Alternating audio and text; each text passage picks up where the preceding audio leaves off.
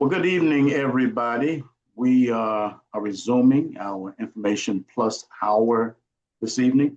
We're very happy to have with us Brandy Stewart, who is who was an NCCU history major working on a master's in history.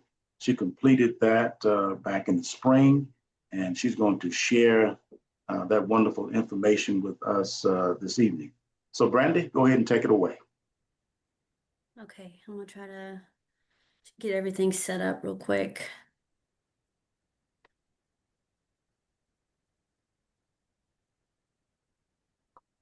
Sorry about that. Let's see. I don't know what you're able to see. I'm sorry.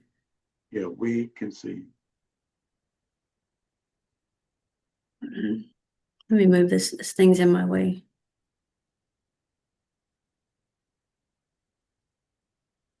Okay, so do you see does it look like it's presenting a slideshow? Yeah, it is a slideshow now. Okay, all right.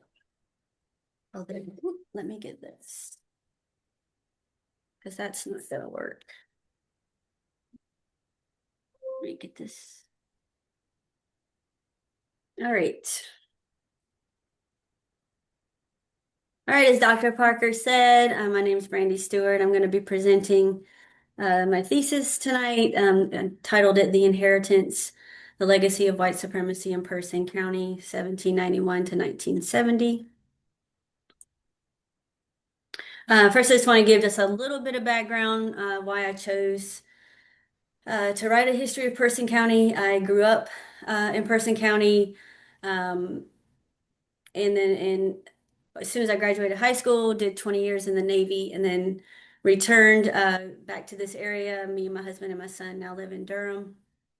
Um, but it wasn't until 2017 that I learned that there had been a lynching in Person County, and so I thought it was just uh, it's kind of just a punch in the gut to me that it's something like that had happened, and I didn't know that it had happened where I grew up. And so it just kind of piqued my interest and I just wanted to know, what else was there about the place I grew up that I hadn't been made aware of, or what had been, maybe hidden on purpose. And I did get to thinking about the way that we're taught history in school. It seems to be like we focus more on critical moments at the national level rather than at the local level. And I think that that is on purpose. If we were to look at our local history, it would force us to face some uncomfortable truths about our family's legacies and the places that we're from. So this was just kind of like my journey going through the history of Person County and wanting to tell a different narrative. I really wanted to strip away the that genteel Southern um, refined society description that we so often hear. So this was my attempt at doing that.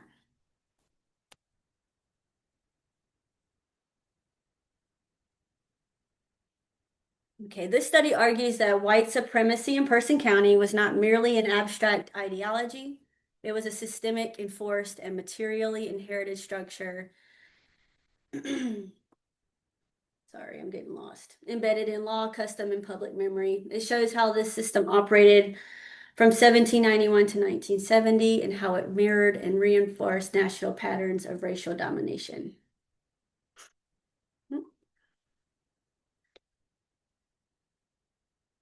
Okay.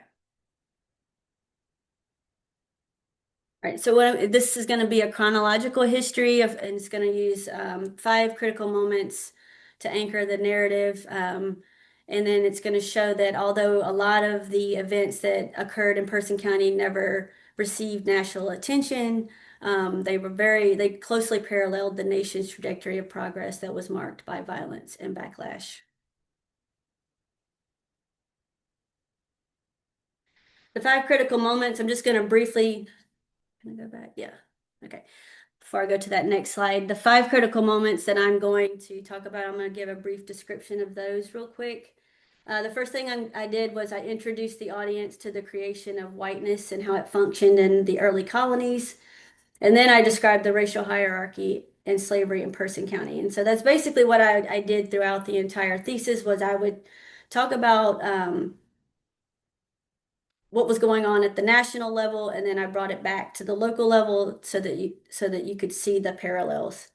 The second thing I talked about was the use of racial terrorism, mainly lynching, as a tool used to control the Black community. And then I also specifically wrote a narrative for the lynching of Edward Roach that occurred in 1920. The next thing I explored was the lost cause narrative that was spread and leveraged in Person County. And so then I also go over the installation of the Confederate monuments that are still on the courthouse lawn today, and also the local newspaper's role in spreading the lost cause narrative and its support of the local United Daughters of the Confederacy chapter in Person County. The fourth thing I went to was a return to racial terrorism, but this time give a narrative of an attempted lynching of a man named Cy Winstead. This happened in 1941. And with this one, what I really focused on was dispelling the myth of the black man as a rapist myth. I wanted to make sure I gave the true story of that and found research to show that when there was sexual violence between black and white, it was almost always a white man toward a black woman, not what the myth was. And then last, I went over Jim Crow in Person County and the fight against desegregation, the uneven distribution of resources between black and white schools, the disenfranchisement of black citizens, and also inequalities in employment. So as I said, the first thing I wanted to introduce the audience to was the creation of white. This is not something that's always been there. It's something that we made up. So when we've in the early colonies, Europeans relied on three primary systems of labor. You had um, wage labor, indentured servitude, and slavery. And religion played a significant role in determining what an individual's status was going to be. And so European Christians were more commonly subjected to indentured servitude, while Africans considered to be uncivilized or lacking religion were targets for enslavement. During the 1600s, economic and political inequalities grew between poor whites and the wealthy elite in the colonies, and this started to cause tensions to increase between those two groups. Sorry, I lost my place.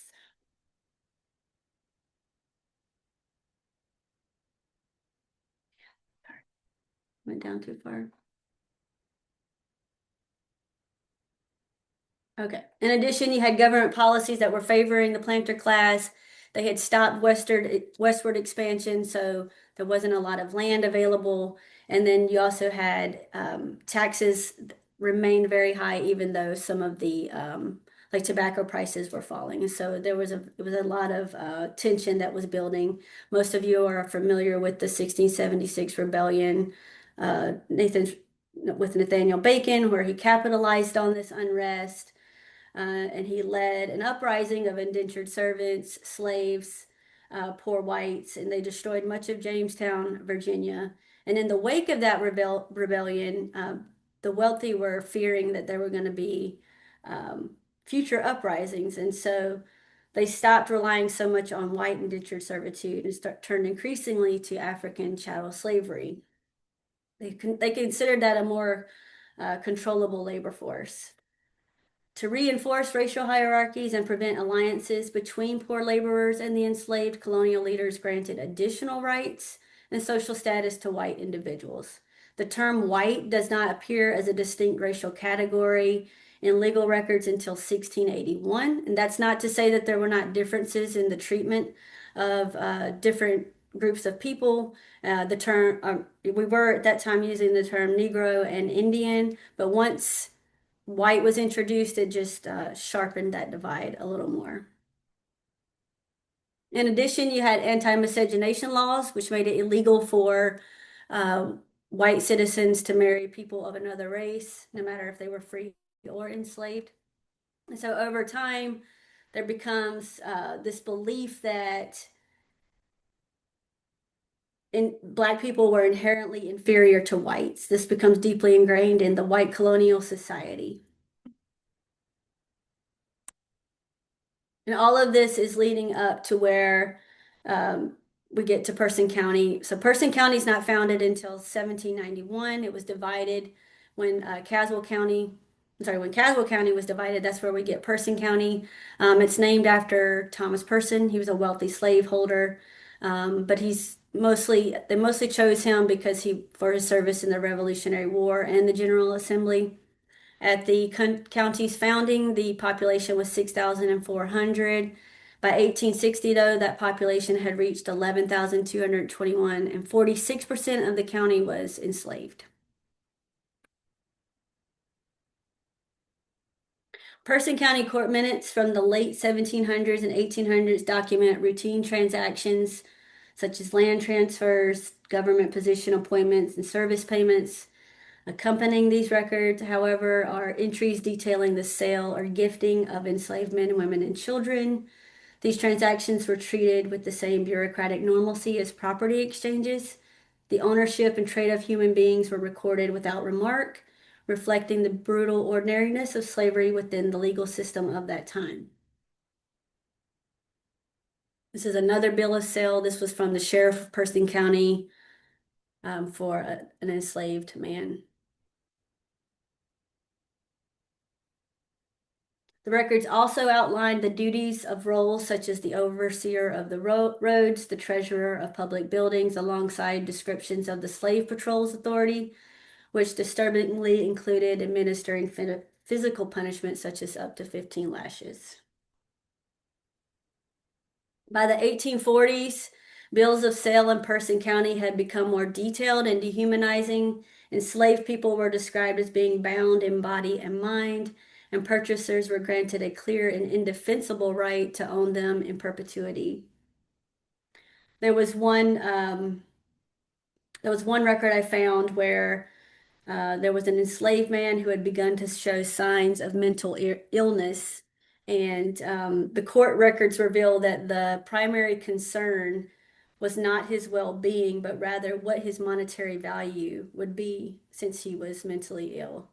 And even went as far as stating that selling him would be as bad as offering to pay counterfeit money as he was of no value. This is all written into the documents.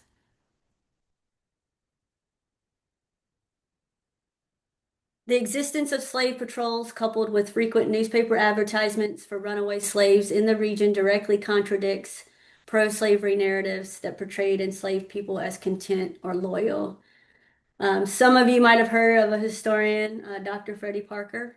He wrote Running for Freedom, Slave Runaways in North Carolina, 1775 to 1840. And in this work, he asserts that running away was one form of resistance that exhibited the slaves' hatred of slavery. This is one of the runaway slave notices for two Person County men. Another thing I came across as I was going at the state archive was the trial of, I don't know if this is Quillo or Quillo. I want to say Quillo, but this was a very interesting document to read through. This was his trial, and he was an enslaved man from Granville County, and he planned a slave insurrection with slaves with enslaved people from Person County, and they had planned to just, go off and do whatever they wanted, and even admitted that they had planned to murder anyone who tried to stop them or get in their way. So that was another example of fighting against slavery. In addition, slave narratives that were collected in the 1930s by the Works Progress Administration also are really good to read through. They will expose the falsehood of the lost cause narrative as well. Some of the slave narratives from Person County I came across Lucy Brown was an enslaved woman in Person County. She recounted a story of pregnant slaves being tied face down to keep from ruining the babies. Another enslaved woman, Annalisa Foster, talked about a pregnant slave who had been beaten to death for fainting during field work. And so Person County in form and function was aligned with the coercive and excessive violence of the rest of the slaveholding South. Another resource that I came across that I thought was very interesting was the mortality census, and I just recently even found out that this existed. So the mortality census is a set of records from federal censuses documenting deaths that occurred in the year preceding each census. And so these records offer a rare glimpse into the lived realities of both free and enslaved populations and expose a significant disparity in mortality rates. In 1850, enslaved individuals made up 45% of Person County, but accounted for 58% of the recorded deaths. By 1860, that gap had widened. Although enslaved people comprised 46% of the population, they represented a striking 67% of deaths that year. What was particularly haunting in the records from Person County was the differences in causes of death between free and enslaved individuals.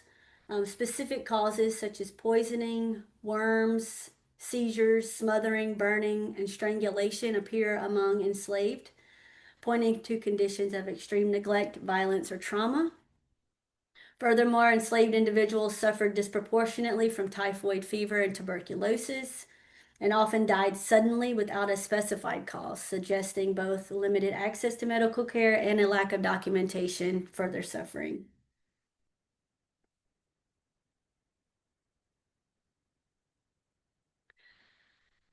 Given all of this, it should come as no surprise that Person County did favor secession. I'm not sure how familiar everyone is with the North Carolina history on that, but uh, North Carolina was pretty divided on seceding or not, but there were certain counties that definitely favored it, and Person County having a high slave population was definitely one of those.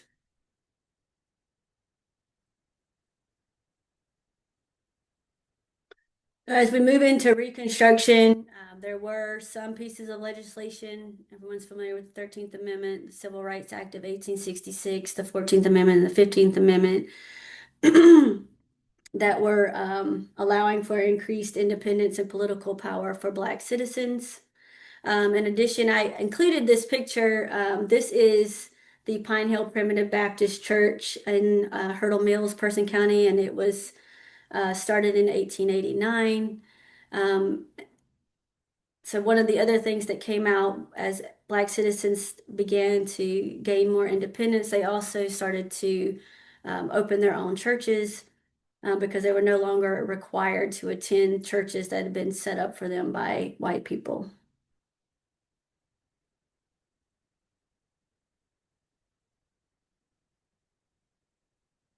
In response to increased Black political power, the KKK began its terror of campaign in North Carolina during the same time period. Schools for children were burned to the ground. Homes of Black farmers were destroyed. People were beaten, whipped, shot, and lynched, usually without any kind of accountability. Members of the Klan wore costumes while committing acts of violence, and one mask created by a Person County citizen is housed at the North Carolina Museum of History. And that is what it looks like. In addition to terrorizing Black citizens, the Klan aligned with the Democratic Party to undermine the Republican Party through intimidation and violence, and these efforts were successful. By 1870, the Democrats had regained control of North Carolina and began to roll back political and civil rights advancements of Black citizens.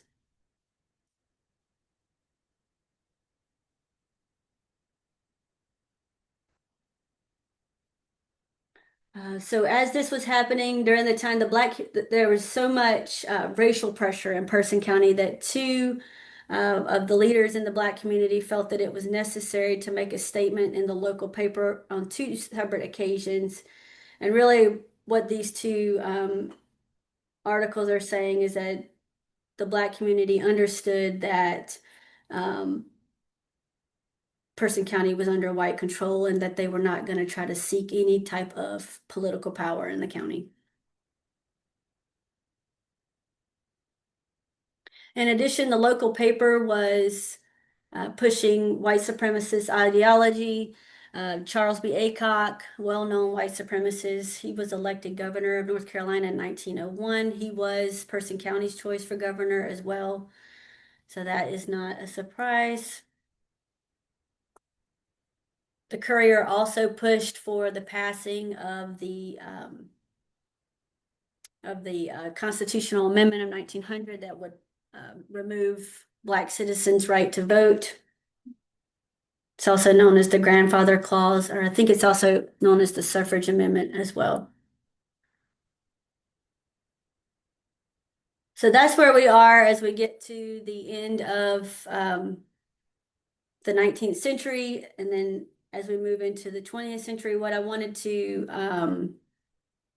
two different events that I made sure I laid the context down for. One was the revival of the KKK um, in the early 1900s, and also the and Red Summer.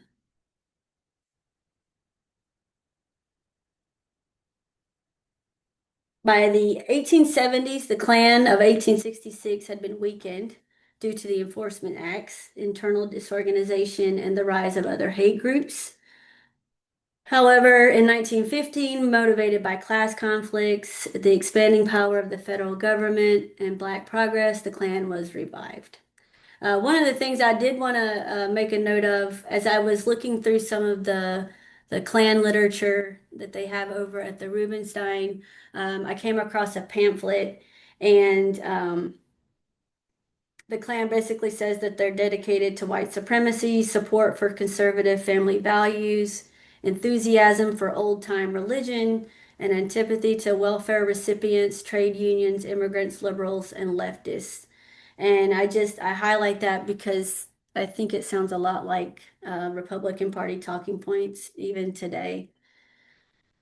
Um, in addition, so for Red Summer, you had 1919 racial divisions were widespread throughout the country, driven by multiple factors. During World War I, many Black citizens moved to northern cities to take advantage of the industrial jobs being offered there. This created interracial competition in the labor market. White soldiers who were returning from war resented Black workers who would come to fill in the gaps. Competition for housing had increased in northern cities because many Black citizens were leaving the South for better economic opportunities in the North. And then returning Black soldiers expected and in many cases demanded rights and equality after having served their country. However, they returned to segregation and hostility. And all of these factors were what contributed to the wave of violence that swept over the country in what we now call Red Summer.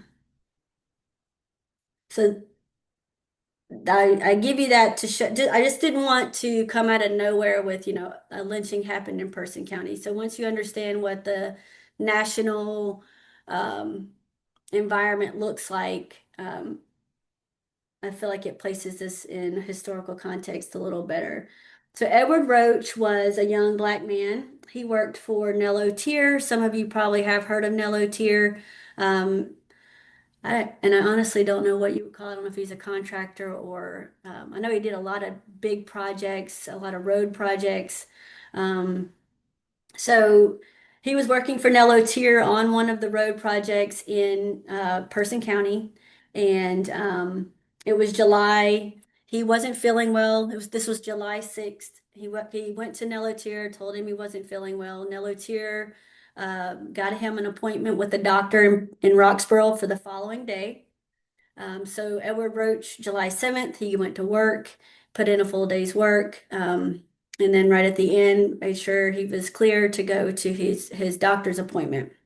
That same day, there was a young white girl out walking on her uncle's land. She said that a black man jumped out of the bushes, scared her, hit her, and caused her to drop her young niece on the ground. She screamed, and the man ran away.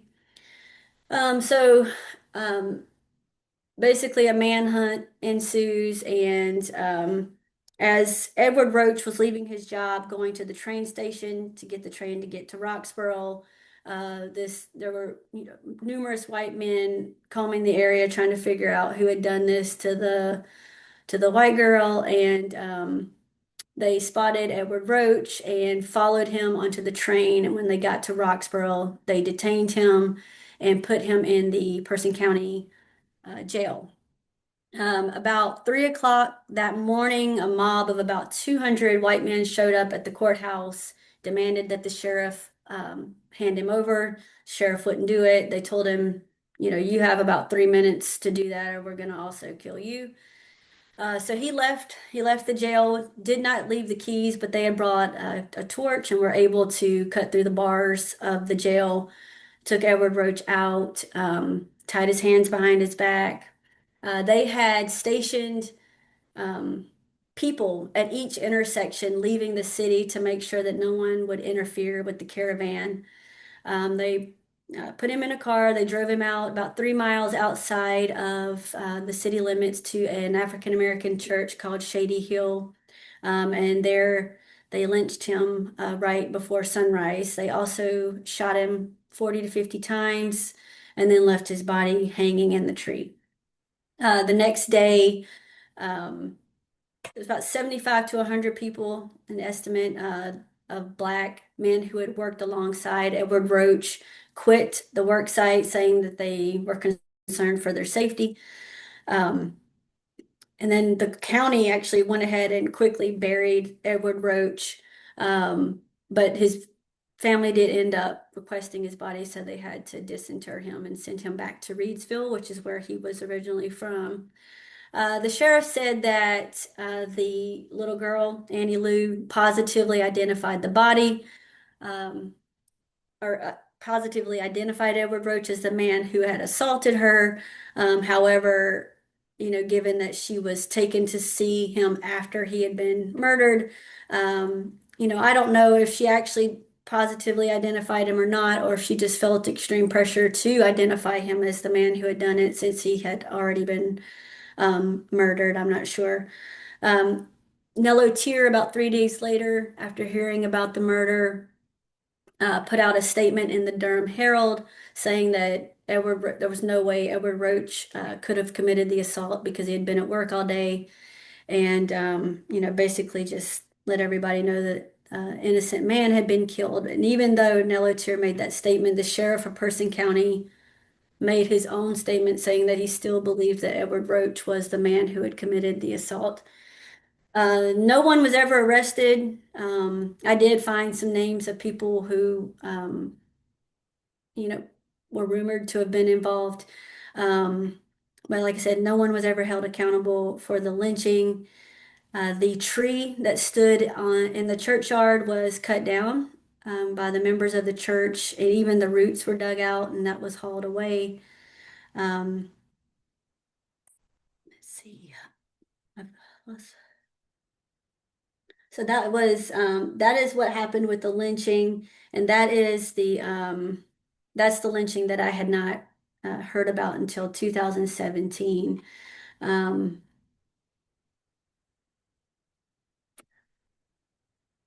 these are some of the newspaper articles that were out during that time. So shortly after the lynching, what happened was the lynch mob started sending letters out to members, to black citizens in the county, saying that they needed to leave the county, quit their jobs. Um, as it says here, one woman's house was actually blown up. No one was injured, thankfully, but they were trying to show that they were serious. In addition, they also threatened the tenant of the county fair, saying that if he allowed black people to attend the fair, that they were going to also blow up the buildings at the fair. What I thought was interesting about this, as I was looking through the Equal Justice Initiative's studies on lynching, this was um, a strategy that was used in several different areas. There would be a lynching, and then it would be followed by these types of threats, which I had not heard of that either. So that was another thing that I had learned, that the lynching, it wasn't about necessarily um, punishing someone for a crime, which I already knew that, but just the way that that was publicly held, and then also following up in this manner was really just a way to threaten the entire Black community in an area. Okay, so now I'm going to move into the second part.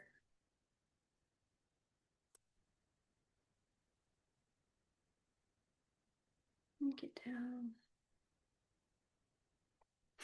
So this next part is going to examine how Person County embraced and perpetuated the fictional history of the lost cause, and how the role of the United Daughters of the Confederacy and the local paper in doing this.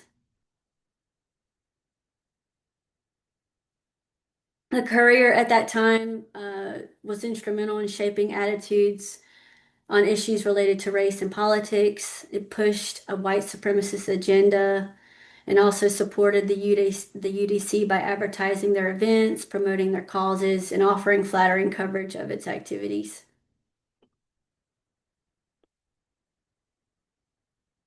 Between 1890 and 1950, the United Daughters of the Confederacy erected monuments throughout the country to promote a distorted history commonly referred to as the lost cause.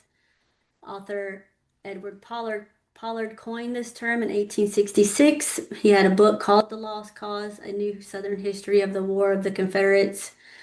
Pollard's work and other white Southerner perspectives shaped a mythology about the Confederacy that resonated throughout the country and was common. It was a common subject in Person County's newspapers. Although never named as its goal, white supremacy underpins the lost cause ideology. So what I wanted to do with this chapter was expose the propaganda of the lost cause and challenge the fictional narrative. And so that wasn't very difficult. I was able to use, really their own words. You can go back to Vice President of the Confederacy, Alexander Stevens' cornerstone speech, where he declares that the Confederacy's foundations are laid. Its cornerstone rests upon the great truth that the Negro is not equal to the white man, that slavery, subordination to the superior race, is his natural and normal condition. In addition, I've already mentioned the slave narratives that were collected in the 1930s that also exposed the falsehood of the lost cause narrative that downplayed slavery's brutality. There were also stories that were shared um, in the newspaper if you read the newspaper coverage of some of the stories that were told by local historians regarding enslaved individuals, those are very different from when you compare those to the slave narratives. And one of those was, so we have a local historian who's well, she's passed now, but she was a pretty well-known local historian. She had a radio show and she used to just talk about all kinds of things. Her name's Bessie Daniel. And in one of the papers, she gives an account of being gifted a young Black boy named Peter. And so um, as she talks about Peter and how, they went around and they were friends and all this stuff, you can just, there's never a mention of his family being ripped away from his family or any of that. So none of that comes into her narrative.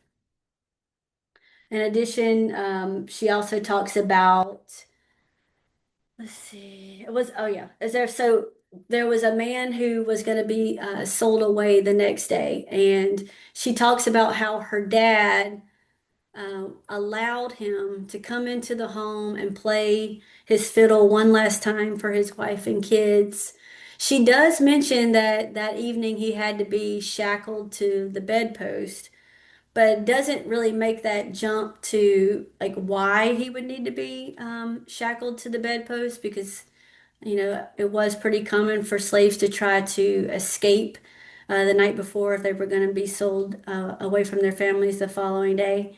But she just in her recollection, it is that he left the next day and he was happy and there was no hard feelings, and so it's just that's the narrative that I wanted to try to go against as I was writing this chapter.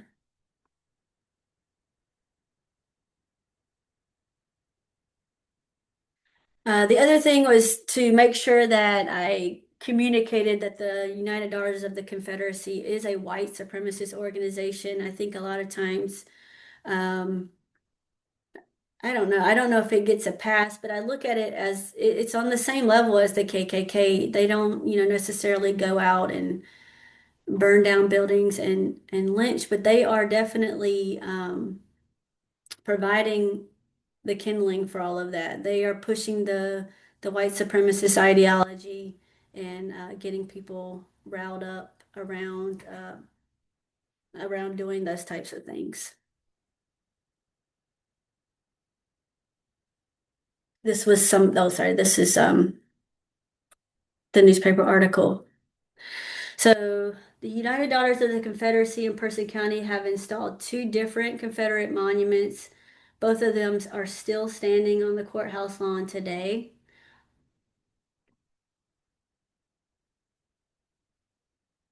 One of them was, this first one was put up in 1922, and the second one was put up on Confederate Memorial Day in 1931. Confederate Memorial Day was celebrated regularly in Person County. So was, I think they called it Lee Jackson Day. Um, and so you can see, if you go through the newspapers, you could see those advertisements for those celebrations every year.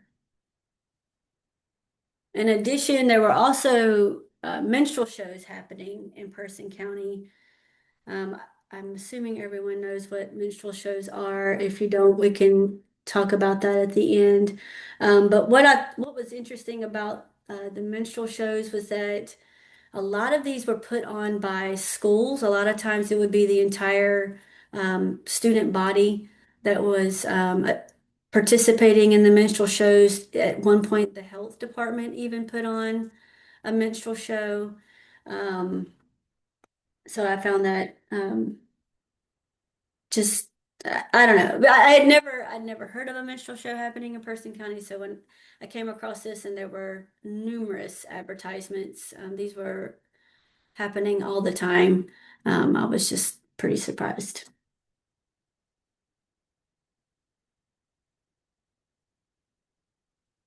Some of the let's see, some of the minstrel shows that were presented were the Dixie Blackbird Minstrel, um, the Lazy Moon Minstrel, the Showboat Minstrels. So those were some of the names of them.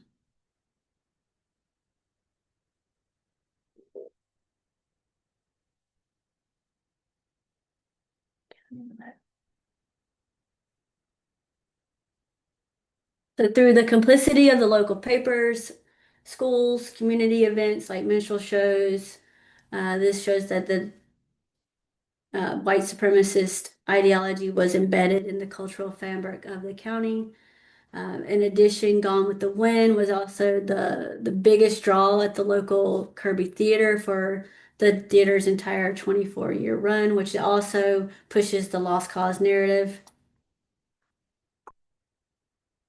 The local paper presented the United Daughters of the Confederacy and its mission as benevolent by glossing over the racial hierarchy it sought to maintain and the violence it required. It's important to note that while the white citizens of Person County lynched Edward Roach in 1920, the local chapter of the UDC was actively fundraising and campaigning to install the county's first Confederate monument.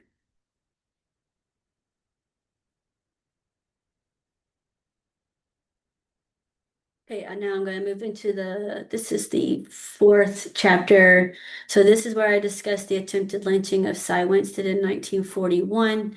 What I thought was interesting is that when you look at racialized terrorism events, if you compare the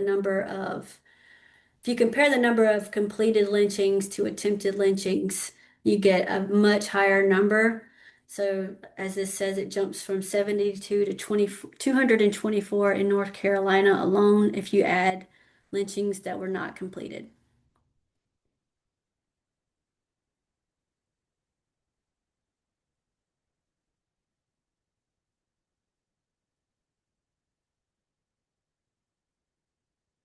Sorry about that, I lost my place.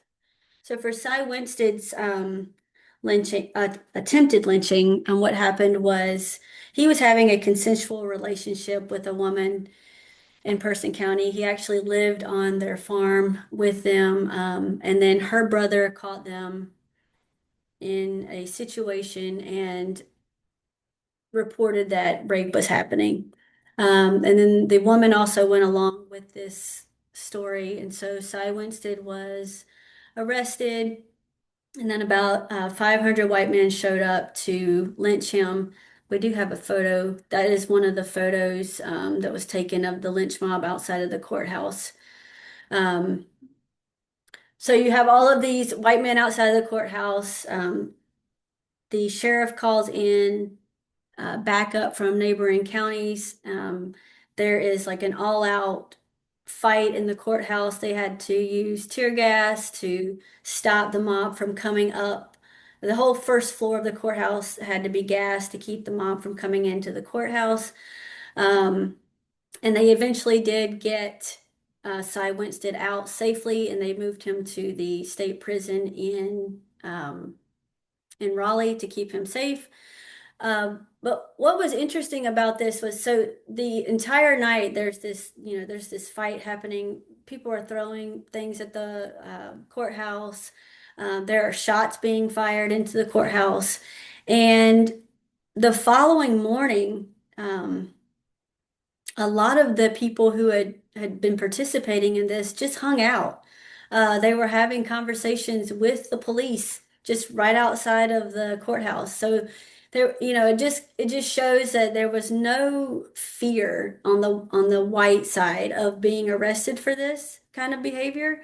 Um, I thought that was very interesting. They even noted it in the paper, not like I'm saying it, but they noted that some of the men just hung around. Some of them, there was one of the county leaders decided to come by and give a speech on why they shouldn't have been doing that, and so they're just all standing around listening. And yeah, there was just no accountability or no fear of that. In addition, there were so near the courthouse there was a civilian conservation corps camp that had been set up, and some there were 10 men who heard that this lynching was about to happen, 10 black men, and so they made their way to the courthouse because they wanted to stop the lynching. And so they were all ended up being removed from the Civilian Conservation Corps program as a punishment for getting involved in this violence. But really, none of the white men who had started it in the first place were ever really held accountable. Five of them were indicted and did receive convictions, but just a few months after starting to serve their sentences, there was a petition that was passed around, and they were released early.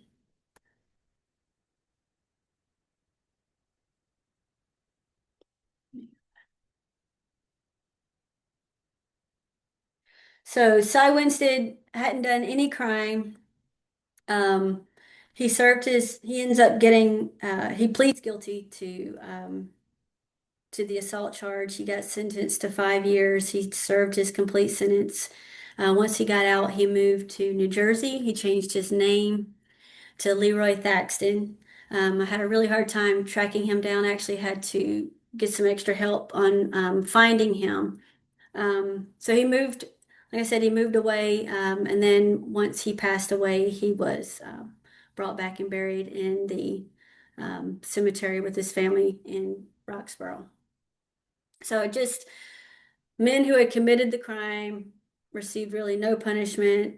Cy Winstead, a black citizen in Person County who had committed no crime, ends up serving 5 years. Basically, his whole life is blown up. He has to move out of the county. And yeah, so just a difference in how the treatment was.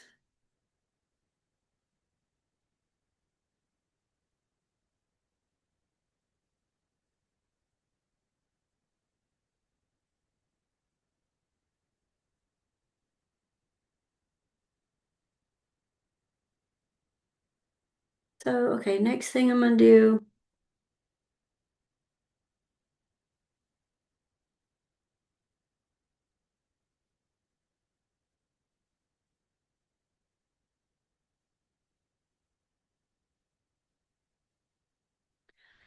Okay, so during Jim Crow, segregation affected every facet of public life, from schools and housing to restrooms, recreation, and cemeteries.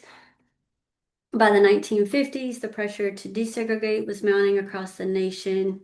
In Person County, resistance to racial progress remained persistent as the ideology of white supremacy was ingrained and passed down through generations. The resistance to dismantling these systems came not only from hate groups like the KKK, but also from so-called respectable institutions like the school board, the courts, the churches, and the local newspaper.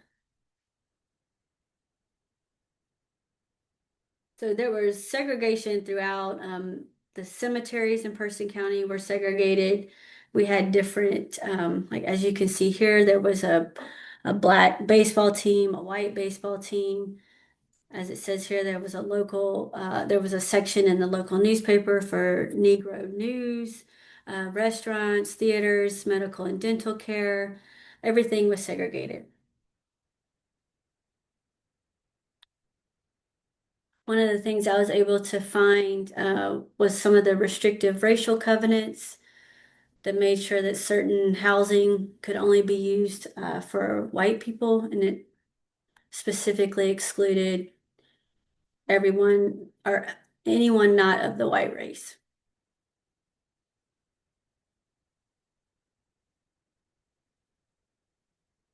In 1950, a grand jury found that 21 of Person County schools, most of them black schools, were in terrible condition. In 1952, 43 black parents sued the Person County Board of Education for school inequality and deplorable conditions. And in the suit, it's pretty interesting. There was one school, one of the complaints was that one of the black schools had been constructed using materials that had been discarded um, from the when a white school had been torn down. They had been made to use those materials. So that was one of the complaints, and the school board went back and said that that was not really a valid complaint. Black students made up 42% of those enrolled in Person County schools, and their facilities were valued at over $400,000. White students' facilities were valued almost 4 times more, at a little more than $1.5 million.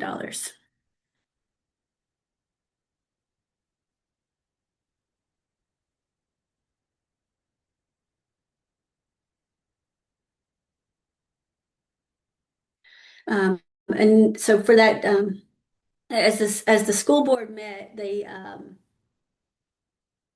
were trying to figure out a way that they were going to respond to the suit. And what I thought was interesting is that at the board's invitation, the county state representative, well-known white supremacist Bird Satterfield, was invited to come and speak at the school board meeting.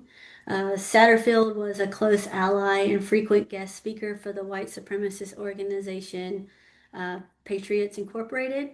This organization had chapters across North Carolina, and they would hold segregation rallies across the state, trying to ensure that the schools were not going to be desegregated. They also advocated for using public funds to support private schools as a way to maintain segregation. That's a strategy that you still see used today.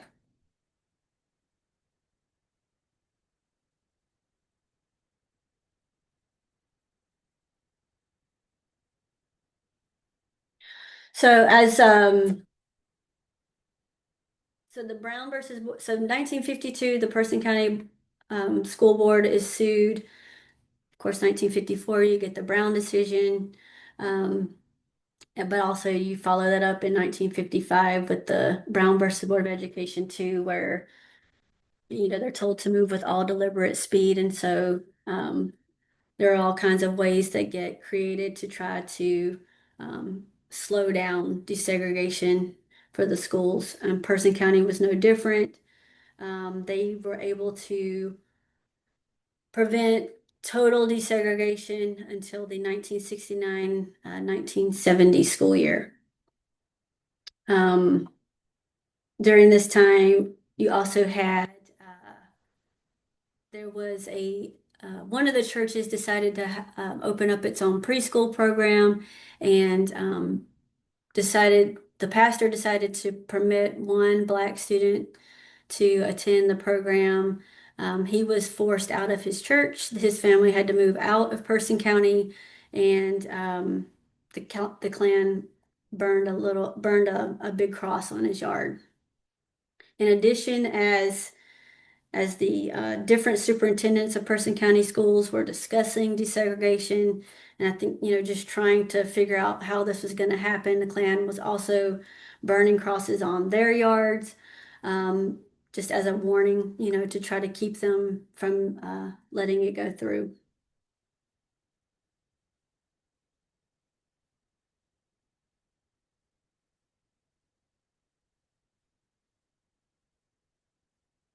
Sorry, I don't know why I did that.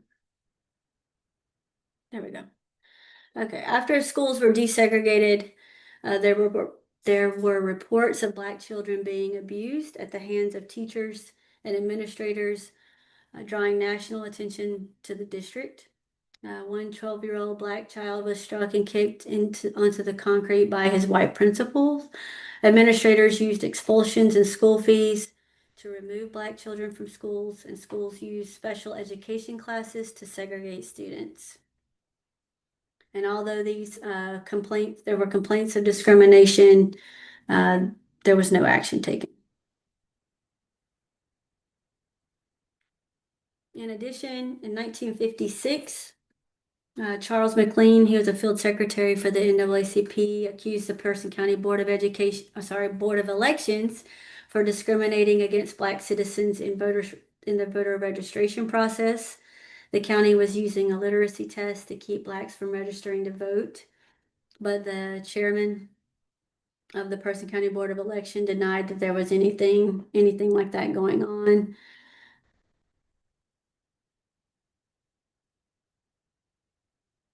Person County Representative Satterfield, this is the same representative I was speaking of earlier. He introduced a bill in 1957 to go after the NAACP.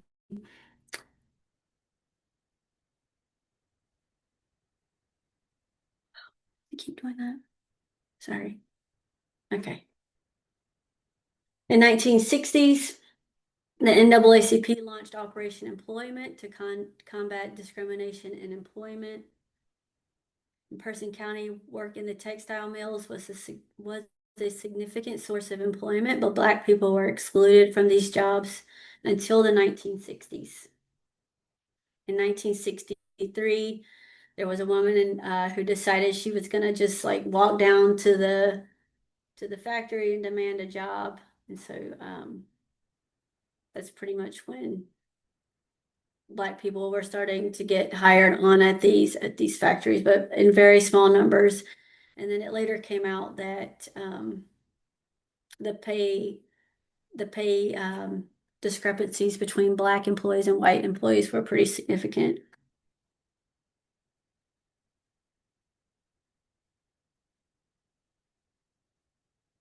It wasn't until 1963 that the first Black policeman in Roxborough, Donnell Clayton, was chosen.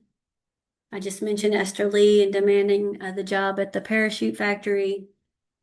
Radford Ramsey became the first Black county deputy sheriff. That wasn't until 1964, and it wasn't until 1969 that Dr. J.C. Owens became the first Black man to serve on the Roxborough City Council. So with all of this progress happening, racial tensions in Person County were very high. The KKK decided to hold its first rally since Reconstruction in July of 1965.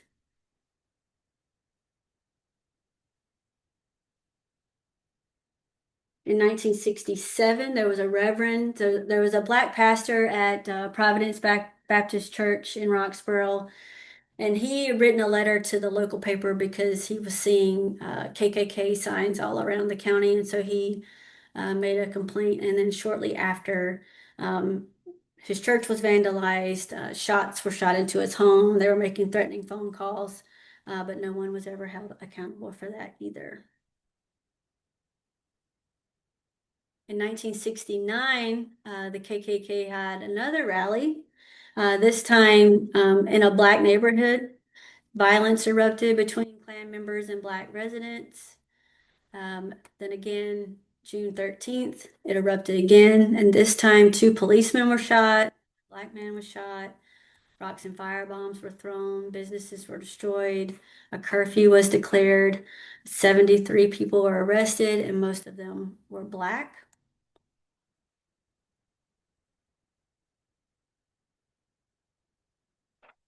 On July 18th, 16 of the men who had been arrested filed police brutality complaints because they said they weren't allowed to use the restroom. They weren't given water during the entire time they were being held, and they were never told why they were arrested.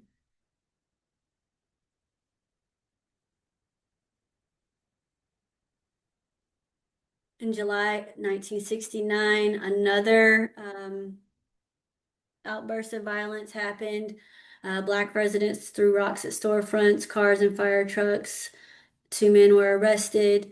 So this was in response to a case where, or there were two cases. Two men, white man and a Black man, were both arrested for driving under the influence. The Black man was charged, I want to say it was $1,000 fine, and he lost his license while nothing happened to the white man. And so that also created even more tension. In response to this increased violence, the Roxborough City Council added two white policemen to their force and created an auxiliary force, which was manned by private or regular people, regular white citizens. In response to the police brutality charges, they sued the the Roxborough Police, as you can see, for $550,000. But they ended up settling out of court, and I think each person received $2,000 for the wounds they had. They'd been burned with some type of gas that they used. So what they did when they arrested everybody, they put them on a bus, and they shot a lot of gas. I'm not sure what kind of gas it was into the bus, and so the gas ended up causing chemical skin burns on some of the men, and so that was the the main thing that they were suing over. Some people had been, hit in the head with flashlights and things like that, but they did not receive what they were owed.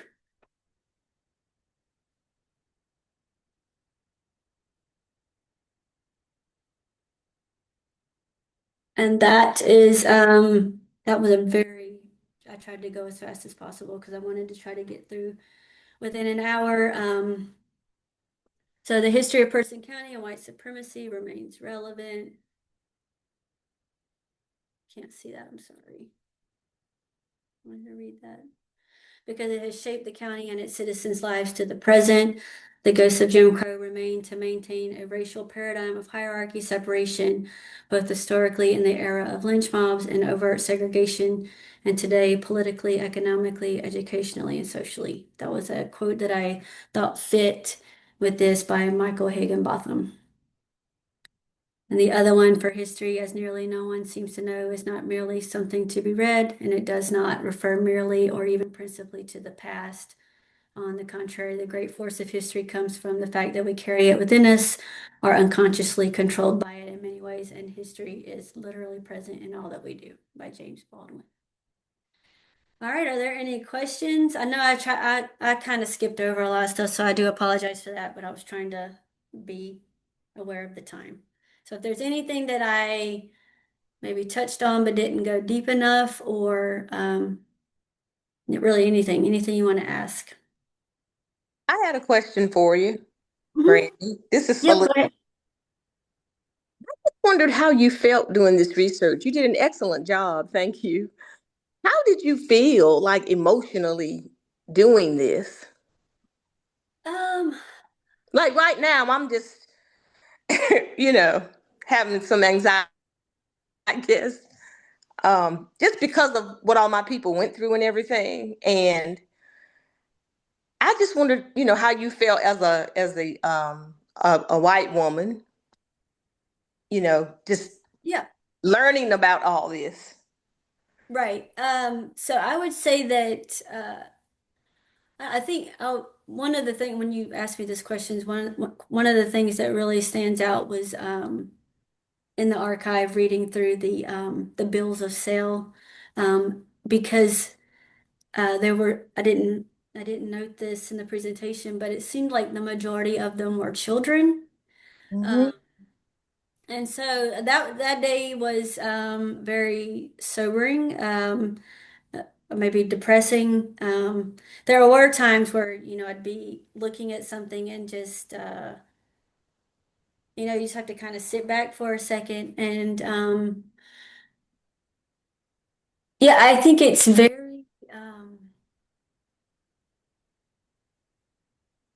I mean, I get what you're saying. Yeah. It's a very I hard just, I subject. know it was hard. Yeah.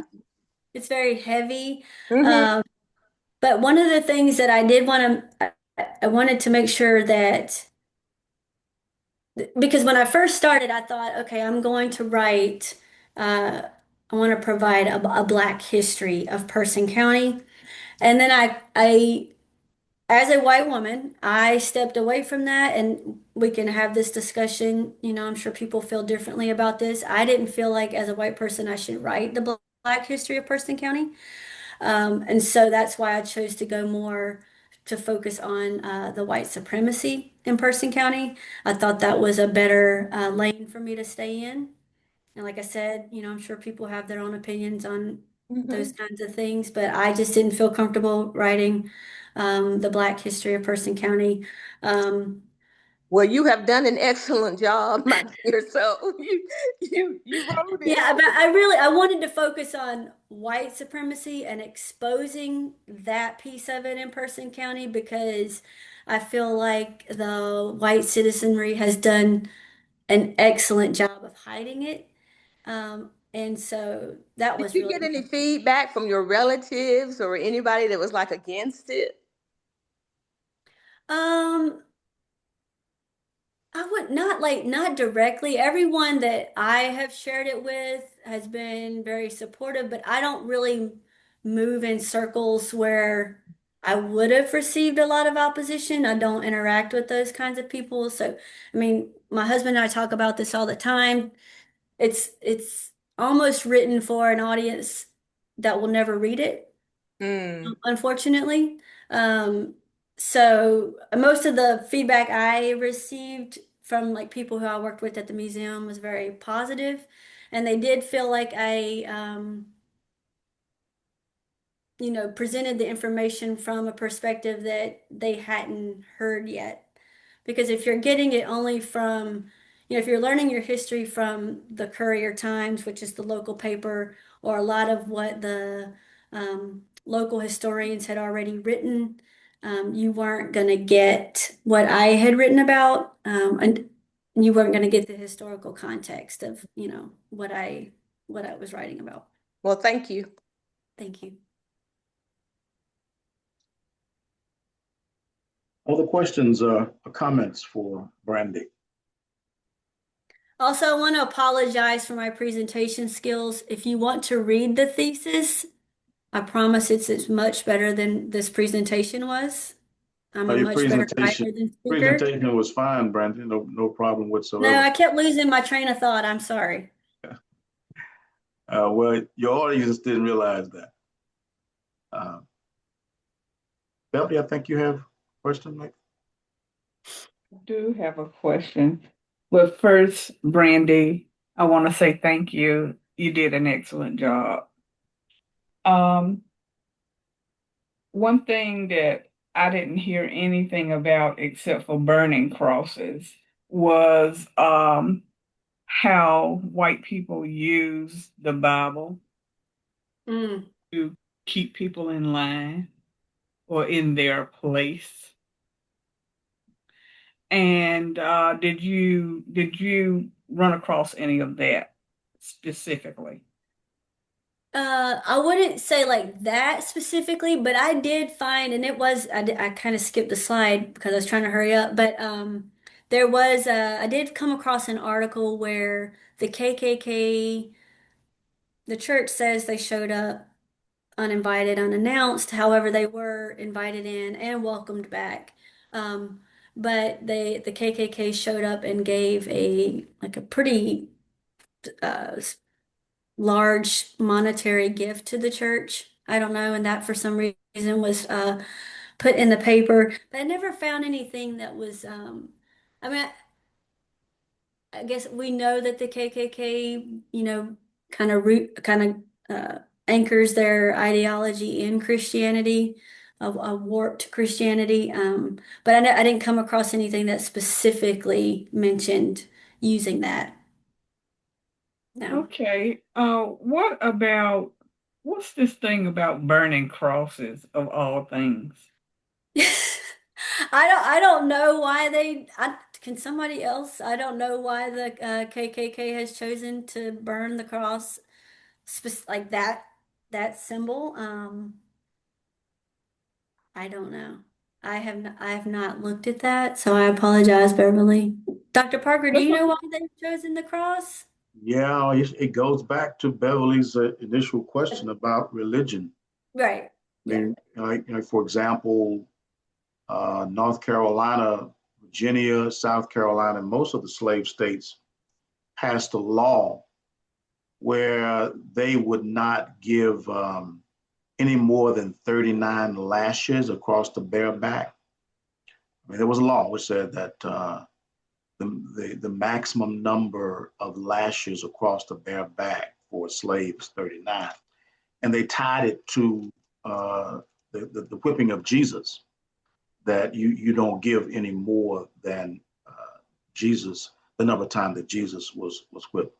And so much of the Ku Klux Klan's activities are rooted in Christianity. It becomes the justification for the destruction of the human body, the black body.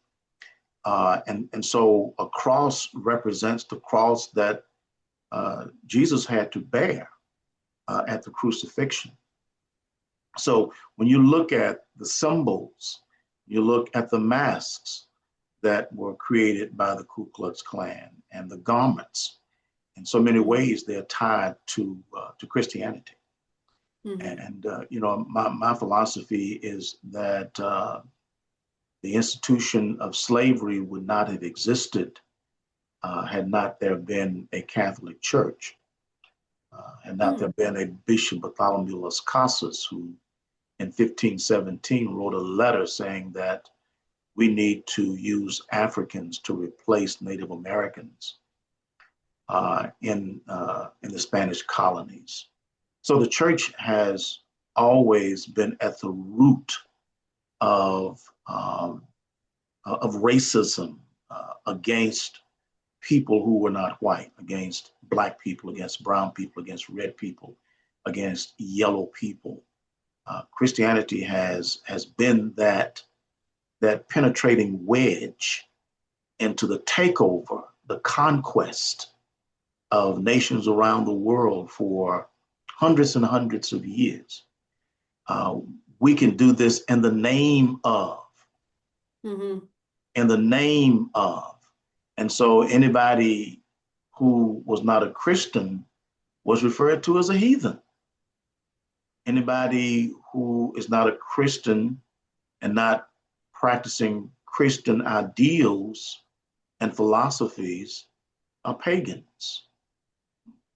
You arrive at my station where I've been for 1,000 years and tell me that because I'm worshiping the kind of God or gods that I worship, that I'm a heathen.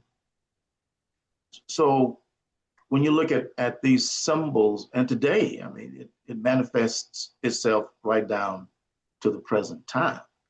Mm-hmm. People use religion. How can, if you say that indeed you are a Christian and a follower of Jesus, could you even think about voting for a person like Donald Trump?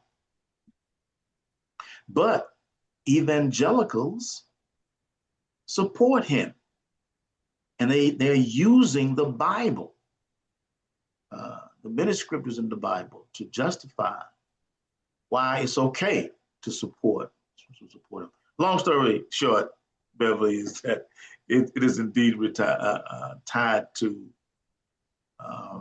Christianity and religious practices. And I'll add that even the evangelicals today use the Bible as a weapon against certain groups of people. Oh yeah, been doing that for a mighty long time. Mm-hmm. So you one of the things, one of the scriptures that was used to justify the enslavement of Black people from the very, very beginning is Genesis. It's the story of Ham and Noah and his sons, Japheth and Shem and so forth.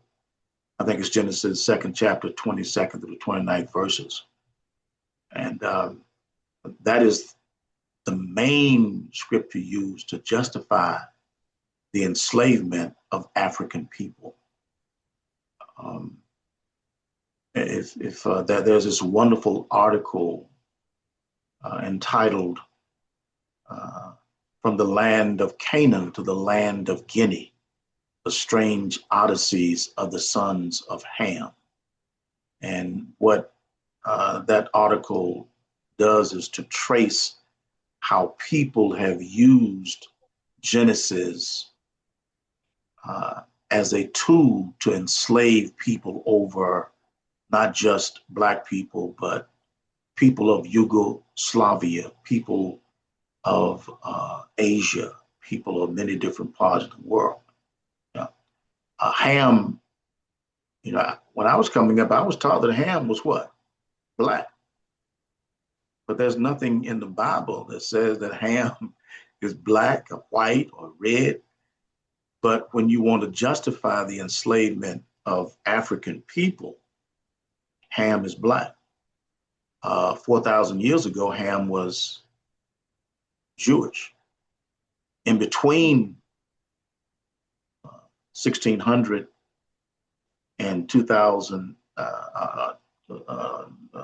what I guess about 1000 AD, several different groups of people were enslaved, and Genesis was used to justify that enslavement. So Ham changed colors and ethnicity based on who you wanted to enslave. And there are many other scriptures that people use to justify what it is they want to do to other people based on the fact the other person is a woman, is a man, is homosexual, is whatever you want, whatever it is that you don't like, you can find scripture to justify you not liking that.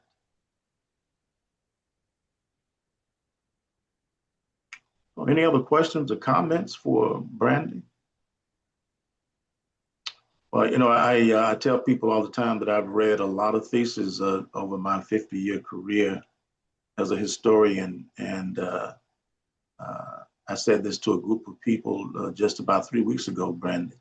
So your nose may have been itching, your ears may have been itching, but I told them this was, without a doubt, one of the best theses I've ever read.